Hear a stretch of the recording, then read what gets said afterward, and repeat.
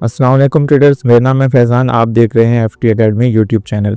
जैसा कि आप जानते हैं, मैंने basic to advance forex trading series start की है, जिसका टॉपिक 4 है, जो है वैलिड एंड इनवैलिड पुलबैक्स। आज हम इसी टॉपिक के बारे में बात करेंगे और समझेंगे कि मार्केट में पुलबैक्स क्या होते हैं और ये कैसे फॉर्म होते हैं, और इनके अंदर वैलिडिटी और इनवैलिडिटी को हम समझने की कोशिश करेंगे कि कौन से पुलबैक वैलिड होते हैं और कौन से इनवैलिड होते हैं। ठीक है, अब इनकी वैलिडिटी समझना बहुत ज़रूरी है, क्योंकि आप जब एनालिसिस करते हैं, जब आप स्ट्रक्चर मैपिंग करते हैं, लिक्विडिटी मार्क करते हैं, डिमांड सप्लाई मार्क करते हैं, तो आपको वहाँ पे बहुत सारे इनवैलिड पुलबैक्स होते हैं जो नज़र नहीं आते, जिस वजह से आप एक गलत डिमांड सप्लाई और गलत एरियाज को मार्क करके बैठ जाते हैं, जो कि आपके एनालिसिस के ऊपर एक गलत इफेक्ट डालते हैं और आपको फिर लॉसेज होते हैं और आपकी साइकोलॉजी ख़राब हो जाती है। तो इस चीज़ को समझना बहुत ज़रूरी है। जैसे पिछली वीडियो के अंदर मैंने आपको बताया था कि इनवैलिड कैंडल्स क्या होती हैं, जिस तरह इनवैलिड कैंडल्स का कॉन्सेप्ट है, सेम उसी तरह उन्हीं इनवैलिड कैंडल्स के ज़रिए से इनवैलिड पुलबैक्स बनते हैं, जिनका आपको पता होना ज़रूरी है। उससे पहले हम जान लेते हैं कि पुलबैक किसको कहते हैं, ताकि आप वैलिड और इनवैलिड पुलबैक को समझने में आपको कोई मुश्किल ना हो। बाइंग मार्केट में देखेंगे, सबसे पहले आप जानते हैं बाइंग मार्केट के अंदर मार्केट ग्रीन कैंडल्स बनाती हुई ऊपर जाती है, बट एक ऐसा टाइम आता है जहाँ पे मार्केट कुछ रिवर्सल लेती है, यानी वहाँ से मार्केट डाउन साइड की तरफ मूव करती है। अब ये जो डाउन साइड पे मूव होता है, ये अब छोटा मूव भी हो सकता है, बड़ा भी हो सकता है, 2 कैंडल्स का भी हो सकता है, 1 का भी हो सकता है, या काफ़ी ज़्यादा कैंडल्स का मूव भी यहाँ पे डाउन साइड पे आ सकता है। अब जिस भी पॉइंट से बाइंग ट्रेंड के अंदर मार्केट डाउन साइड पे आती है, वहां आपको लास्ट एक ग्रीन कैंडल मिलेगी, जिसके बाद रेड कैंडल उसका लो ब्रेक या स्वीप कर रही होगी। उसके बाद मार्केट मजीद डाउन आती है और दोबारा से एक पॉइंट आता है जहां से मार्केट बाइंग स्टार्ट करती है। लास्ट रेड कैंडल के बाद एक ग्रीन कैंडल बनती है और मार्केट यहाँ से अप साइड मूव करती है। अब जिस पॉइंट से मार्केट गिरी होती है, जब मार्केट दोबारा इसी लेवल को ब्रेक कर देती है, तो ये हमारा एक बाइंग पुल बैक कंप्लीट होता है। Pull back means market up side पे जाती है, डाउन मूव करके दोबारा उसी लेवल को ब्रेक कर देती है। सिंपल इस चीज को हम पुल बैक कहते हैं। अब सेल पुल बैक की बात करें, सेलिंग में मार्केट डाउन साइड पे आती है, रेड कैंडल्स बनाती हुई, बट एक पॉइंट ऐसा आता है जहां पे ग्रीन कैंडल रेड कैंडल का हाई ब्रेक करती है या स्वीप करती है, तो मार्केट एक रिवर्सल लेती है। ठीक है, अब ये भी रिवर्सल 2 कैंडल्स का हो सकता है, 1 का हो सकता है, 10 का हो सकता है, 20 का हो सकता है। इसमें रिवर्सल डिपेंड करता है प्रीवियस आपके सप्लाई लेवल तक, जितना भी बाइंग प्रेशर आएगा उतना बड़ा ये आपका पुल बैक बनेगा। अब फिर एक पॉइंट आता है जहां पे ग्रीन कैंडल बनती है और रेड उसका लो ब्रेक करती है। ठीक है, और फिर मार्केट वापस आके जिस पॉइंट से बाइंग गई आई होती है मार्केट में, वही लेवल मार्केट दोबारा नीचे को ब्रेकआउट कर देती है, तो ये हमारा एक सेलिंग पुल बैक बन जाता है। ठीक है, सिंपल सी ये हमारे पास डेफिनेशन थी पुल बैक की कि पुल बैक क्या होते हैं। अब इसके अंदर हम वैलिड और इनवैलिड पुल बैक्स को थोड़ा सा समझ लेते हैं कि वैलिड और इनवैलिड पुल बैक्स हमने कैसे देखने हैं। इसमें सिंपल जो आपकी सबसे लास्ट कैंडल होती है, मैं इसको थोड़ा जूम कर लेता हूं ताकि आपको यहाँ एक चीज समझ आ सके। एक पुल बैक बनता है जब, तो मार्केट जो लास्ट आपकी ग्रीन कैंडल होती है, उस कैंडल का लो ब्रेक या स्वीप होना जरूरी है। ठीक है, अब यहाँ से मार्केट में बाइंग गई, जो लास्ट कैंडल थी हमारी ग्रीन, जिसके बाद रेड कैंडल बनना स्टार्ट हुई पुल बैक के अंदर, तो यहाँ पे इस रेड कैंडल ने लाजमी प्रीवियस ग्रीन कैंडल का लो ब्रेक या स्वीप करना था। ठीक है, अगर ब्रेकआउट यहाँ मिल गया, जिस तरह आपको नजर आ रहा है मार्केट ने यहाँ कैंडल ने नीचे क्लोजिंग दी है, तो इस पॉइंट के ऊपर आपका ये पुल बैक इस वक्त वैलिड हो चुका है, क्योंकि लास्ट ग्रीन कैंडल के नीचे आपको क्लोजिंग मिल गई है।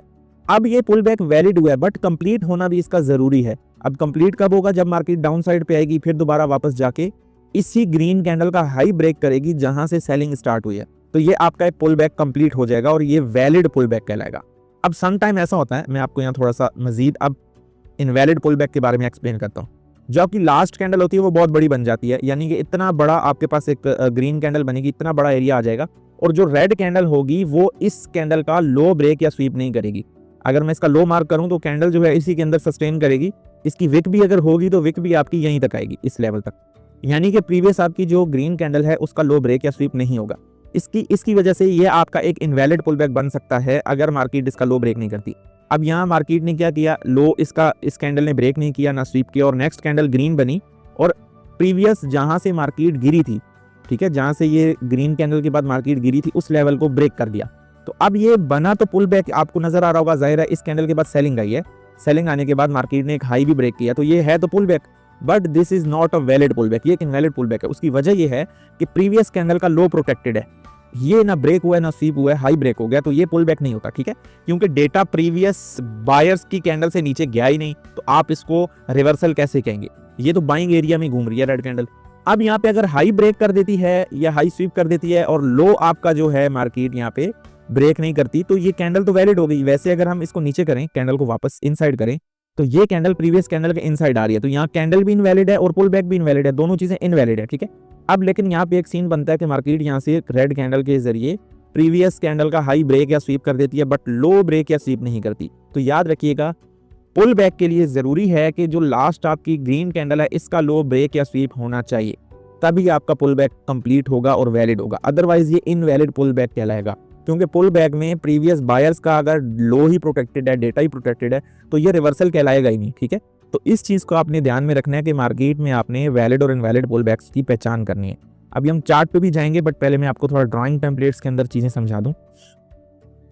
सेलिंग मार्केट में देखें, मार्केट डाउन साइड आती है रेड कैंडल्स बनाती हुई, और एक ऐसा पॉइंट आता है जहां पे मार्केट एक लो के पास, जहां से मार्केट रिवर्स होती है, यहाँ पे रेड कैंडल बनाती है और ग्रीन कैंडल से इसका हाई ब्रेक या स्वीप कर देती है। तो अब ये जो पॉइंट है यहाँ पे भी देखें, लास्ट कैंडल का हाई ब्रेक हो गया।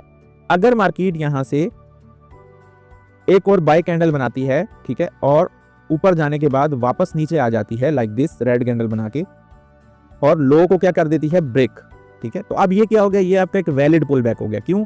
क्योंकि मार्केट ने जो सबसे लास्ट आपकी कैंडल है इसका हाई ब्रेक कर दिया, ऊपर गई और वापस लो ब्रेक कर दिया, तो ये आपका पूरा का पूरा एक पुल बैक बन चुका है। बट यहाँ अगर ये सिचुएशन बन जाती है कि ये जो रेड कैंडल है आपकी बहुत बड़ी कैंडल बन गई, ठीक है, इतनी बड़ी कैंडल बन गई यहाँ पे, और ग्रीन कैंडल भी बनी, बट ये प्रीवियस कैंडल के हाई से नीचे है, तो ये आपके लिए क्या कहलाएगा, एक इनवैलिड मूव, क्योंकि कैंडल प्रीवियस कैंडल के इनसाइड है। पुल बैक के लिए जरूरी है कि प्रीवियस कैंडल का हाई ब्रेक या स्वीप होना चाहिए, जो कि यहाँ पे नहीं हो रहा, तो इसका मतलब है ये हमारा एक इनवैलिड मूव है। अब अगर इसके बाद मार्केट लो ब्रेक भी कर देती है रेड कैंडल्स के साथ, तो ये आपका पुल बैक नहीं होगा, ये एक इनवैलिड मूव होगा, ठीक है, लाइक दिस, इसको हम पुल बैक नहीं कहेंगे।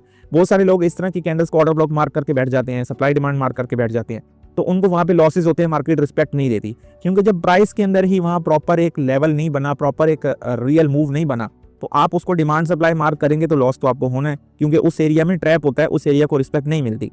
तो ये चीज अपने माइंड में रखनी है। अब यहाँ पे ये हमारे पास अगर प्रीवियस कैंडल का हाई जो है स्वीप भी कर दे, यानी कि एक कैंडल ने प्रीवियस कैंडल का हाई स्वीप भी कर दिया, ब्रेकआउट बेशक ना हो। अब ब्रेकआउट होता है कैंडल की बॉडी के साथ और स्वीप होता है कैंडल की विक के साथ। अब यहाँ पे स्वीप हो रहा है अगर, तो भी ये आपका वैलिड पुल बैक है, क्योंकि डेटा जो है इस कैंडल का प्रीवियस कैंडल के ऊपर चला गया, ठीक है, एक अच्छा आपको स्वीप मिल गया। अब ये नीचे ब्रेक होगा तो ये आपका एक वैलिड और कंप्लीट पुल बैक बनेगा। अदरवाइज अगर मार्केट ब्रेक या स्वीप नहीं करती तो ये आपका एक इनवैलिड पुल बैक कहलाएगा, ठीक है। ये उम्मीद करता हूँ आपको ये चीज समझ आ गई होगी। अब हम चलते हैं चार्ट के ऊपर और इन पुल बैक्स को मार्क करने की कोशिश करते हैं। सबसे पहले हम बाइंग पुल बैक की बात करेंगे, तो यहाँ हम देख लेते हैं इस जगह से हमारे पास ये सेलिंग आई, सेलिंग आने के बाद ये एक पॉइंट है जहाँ से बाइंग आ रही है। तो यहाँ मैं आपको दिखाता हूँ कि इनवैलिड पुल बैक कैसे बनते हैं और वैलिड पुल बैक कैसे बनते हैं। अब देखें, फर्स्ट ग्रीन कैंडल ये थी और सेकंड ग्रीन कैंडल आपके पास ये थी। अब यहाँ पे क्या हो रहा है, मार्केट ऊपर जा रही है, लेकिन ये जो सेकंड कैंडल है उसके बाद एक रेड कैंडल फॉर्म हुई। ये जो रेड कैंडल है, अब इस कैंडल को हमने ये चीज देखनी है कि ये कैंडल प्रीवियस कैंडल के इनसाइड है या नहीं।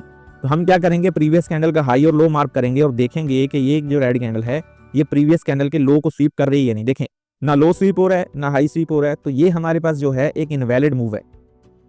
इवन कि अगर कोई देखेगा तो वो यही कहेगा कि भाई यहाँ पे मार्केट सेलिंग आई है, मार्केट के अंदर कैंडल के बाद एक डाउन कैंडल बनी है, बट हमने ये देखना है कि प्रीवियस कैंडल का लो इसने ब्रेक या स्वीप किया है नहीं। अगर किया है तो ये वैलिड पुल बैक है, अगर नहीं किया, जैसा आप देख सकते हैं यहाँ पे हमें प्रीवियस लो के नीचे ना स्वीप मिला है ना क्लोजिंग मिली है, तो ये आपका एक इनवैलिड पुल बैक है। नेक्स्ट अगर हम देखें तो यहाँ पे वही फॉर्मेशन बनी जिसमें हाई स्वीप हो रहा है, अभी मैं आपको दिखा देता हूँ। नेक्स्ट हमारे पास ये एक कैंडल बनी जिसके बाद एक रेड कैंडल फॉर्म हुई है, ठीक है। अब यहाँ पे हमने क्या देखना है कि प्रीवियस कैंडल के लो के नीचे हमें क्लोजिंग चाहिए या स्वीप चाहिए, ठीक है, दोनों में से। तो हमारे पास ये कैंडल है जिसके बाद रेड कैंडल बन रही है, तो हम इसका लो मार्क करेंगे। अब इस रेड कैंडल को अगर आप देखें तो यहाँ पे इस रेड कैंडल ने प्रीवियस कैंडल के लो के नीचे ना क्लोजिंग दी है ना ब्रेकआउट दिया, बट हाई को स्वीप कर रही है। तो क्या ये हमारे पास पुल बैक होगा? कभी भी नहीं, क्योंकि हमें क्या चाहिए, हमें लास्ट कैंडल के लो के नीचे क्लोजिंग या ब्रेकआउट चाहिए, जो कि यहाँ पे हमें नहीं मिल रहा। तो ये जो पुल बैक बना है ये हमारा एक इनवैलिड पुल बैक है, एक रॉन्ग पुल बैक है, ठीक है, ये ठीक पुल बैक नहीं बना आपके पास। नेक्स्ट हम देखते हैं, यहाँ दोबारा दो ग्रीन कैंडल बनी और लास्ट कैंडल हमारे पास ये ग्रीन कैंडल थी जिसके बाद ये रेड कैंडल फॉर्म हुई। तो अब हमें क्या चाहिए, इस कैंडल के नीचे ब्रेकआउट चाहिए या फिर हमें इस कैंडल के नीचे क्लोजिंग चाहिए, दोनों में से एक चीज चाहिए ताकि हमारा ये पुल बैक कंप्लीट हो सके। तो ये मैं दोबारा मार्क कर लेता हूँ क्योंकि हमारा जो हाई लगा है वो थोड़ा ऊपर लगा है, ठीक है। यहाँ से हम इसको मार्क करेंगे और हमारा हाई ये बन रहा है। तो अब हमारे पास पहले तो ये लास्ट कैंडल थी, फिर एक रेड कैंडल बनती है जो प्रीवियस ग्रीन से ऊपर चली गई। तो अब हमारे पास लास्ट कैंडल ये है। अब इसके नीचे हमें ब्रेकआउट चाहिए या स्वीप चाहिए, तो हम देख लेते हैं इसके नीचे हमें ब्रेकआउट या स्वीप मिला है या नहीं। इसको मैं थोड़ा और जूम करता हूँ, अब देखते हैं इस ये हमारे पास लास्ट कैंडल ये नहीं है, लास्ट ये कैंडल है क्योंकि ये प्रीवियस से ऊपर गई है, तो हम इसका लो मार्क करेंगे। ये देखें ये लास्ट कैंडल थी हमारे पास इस मूव की, तो यहाँ पे इसका देखें लो ब्रेक हो रहा है। अब लो ब्रेक हो गया तो हमें एक कंफर्मेशन मिल गई कि हमारा ये पुल बैक वैलिड होने वाला है, बट वैलिड के साथ साथ ये कंप्लीट भी होना चाहिए। ये ना हो कि यहाँ से मार्केट ब्रेक करके नीचे जाती रहे, आप बोलो ये पुल बैक है। पुल बैक ऐसे नहीं बनते। पुल बैक कंप्लीट तब होता है जब मार्केट जिस एरिया से गिरी होती है उसको ब्रेक या स्वीप कर दे। अब इसका हाई हम देखेंगे जहां स्वीप हो रहा है, ठीक है, इस पॉइंट के ऊपर। अब हमारा इस कैंडल का लो ब्रेक हुआ और ऊपर जाके स्वीप भी हो गया, तो ये हमारा कंप्लीट पुल बैक बन गया। यहाँ से मार्केट ऊपर गई, लास्ट कैंडल का लो ब्रेक किया, एक लो लगाया और दोबारा हाई को जाके स्वीप कर दिया, तो अब ये हमारा एक बाइंग पुल बैक है, ठीक है।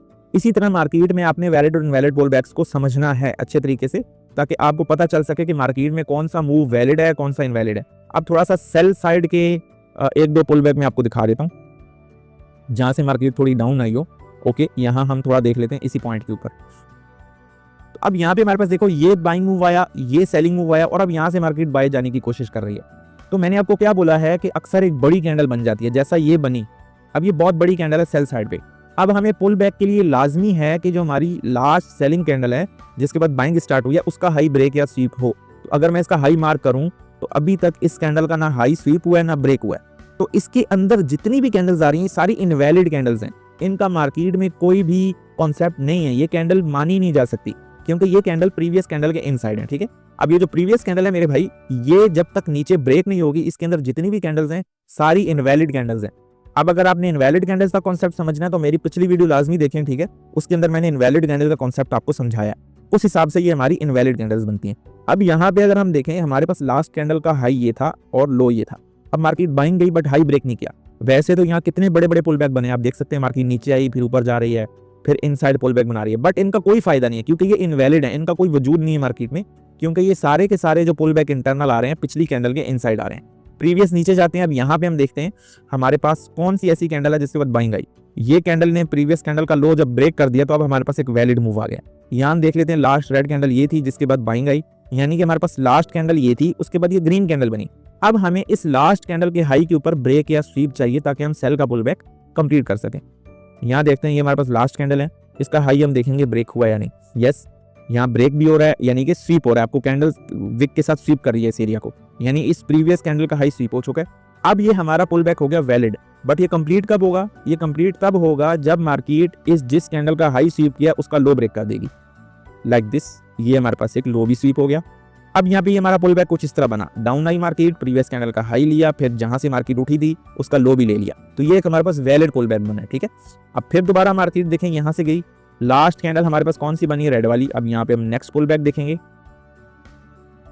ये लास्ट रेड कैंडल थी। अब हमें क्या चाहिए? इस जगह से बाइंग आ रही है तो हमें चाहिए कि ये जो लास्ट रेड कैंडल है इसका हाई ब्रेक या स्वीप हो। तो अब आप देख सकते हैं इजीली मार्केट ने इसका हाई ब्रेक कर दिया प्रॉपर और मार्केट ऊपर जा रही है। अब ये हमारा पुल बैक कुछ यूं बनेगा, फर्स्ट पुल बैक यहाँ था, सेकंड पुल बैक यहाँ बना और इसका हाई अब हमारे पास जो है ब्रेक हो रहा है, ठीक है। जैसे ही ब्रेक हुआ एक लेवल तक गई मार्केट, जैसा मैंने आपको बताया है कि पुल बैक के अंदर एक कैंडल भी बन सकती है, 2 भी, 4 भी, 6 भी, अब वो डिपेंड करता है मार्केट के डिमांड सप्लाई के ऊपर कि कितनी कैंडल्स बनेंगी। तो यहाँ पे देखें इस कैंडल का हाई ब्रेक होने के बाद मार्केट काफी ऊपर गई। अभी हमारा पुल बैक वैलिड तो हो गया, कंप्लीट कब होगा? जब इसका लो ब्रेक होगा तब ही ये कंप्लीट होगा। वैलिडिटी और कंप्लीशन में फर्क है, देखें वैलिड हो जाने के बाद कंप्लीट होना जरूरी है।